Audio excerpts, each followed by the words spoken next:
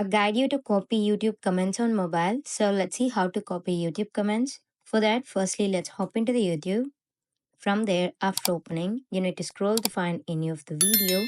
And let's say I'm tapping on here.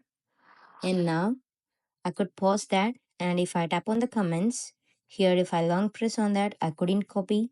So I can tap on three dots. Here also I couldn't copy that. All you can do is that you need to tap on the share. And firstly, you need to copy that link. After that, that link has been copied.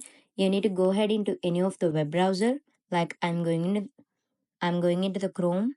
So let's say I'm pasting this, and now that video will come here. And Can you now explain what you all are doing?